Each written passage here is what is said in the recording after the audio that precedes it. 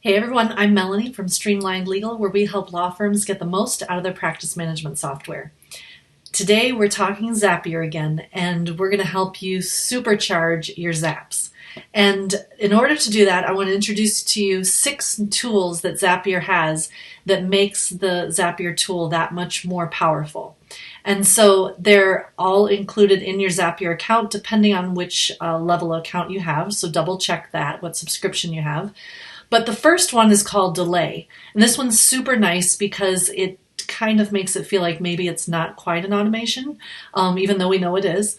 It will basically let us delay an action. So we can say, you know, when I go ahead and check off a task in my practice management software, I want to send an email out to the client. Well, maybe there's some reason why I want to delay that email a little bit, maybe minutes, days, weeks, whatever. So we can go ahead and program that delay to happen so that it doesn't always feel like the client does something and clicks on a button and automatically gets an email. So that delay feature is super nice. Number 2 is a formatter.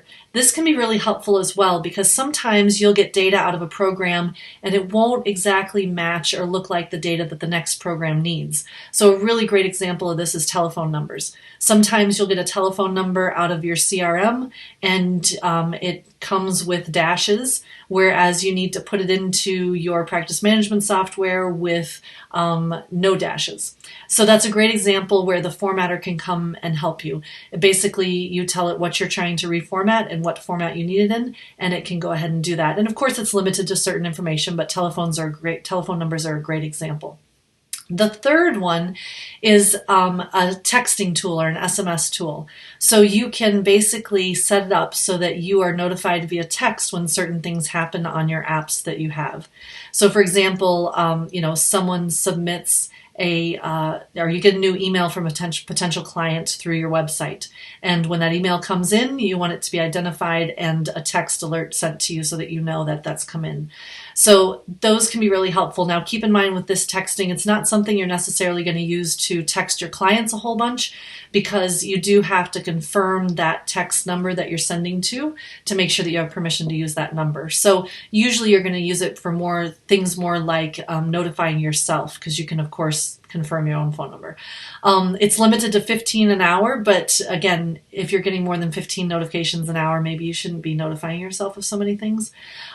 So definitely a very interesting and helpful tool as well.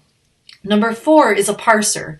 So a parser will basically take information out of something. So for example, if I get an email every time I have a telephone message from Ruby receptionists, and so the format of that email is the exact same every time. Every time the person's phone number is there, every time the name is there in the exact same line, and then there's a little description. So maybe I want to enter that into a communication log in my practice management software.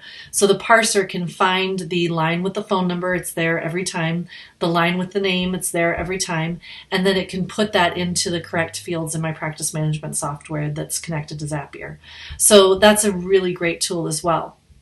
Next comes our filter. We talked about this one when we talked about some of the Zapier definitions, but basically a filter allows you to only have the zap happen if certain conditions are met. So for example, if we say, okay, when I start a new matter and the description has the word divorce in it, then I want this to happen in my email account. So that would be a filter so that it goes through the filter, and if the word divorce is not in the description, then it won't trigger anything to happen. So that's an example of a filter. Now, it used to be that you had to make filters for each condition. So if I wanted one thing to happen if the word divorce was in the description, then I'd set up a zap. And if I wanted another thing to happen if the word divorce was not in the description, then I'd set up a separate zap. Now, our last tool that I'm talking about today is called Paths. And that essentially did away with the requirement of multiple zaps. Now I can put that into one zap. I can say, okay, here's my condition. If this condition turns out one way, I want this to happen. If the condition turns out another way, I want a separate thing to happen. So it allowed us to now use paths and create larger zaps as opposed to creating multiple zaps, which is very helpful. So I hope this has been helpful to you. Please do go to the Zapier website. It's got great information. If you put in the apps that you're working with, it will suggest zaps to you so that you don't have to start from scratch. So if you have any questions, we'd love to chat about it. Feel free to drop your favorite zap in the comments, and we'll talk to you soon. Have a great evening.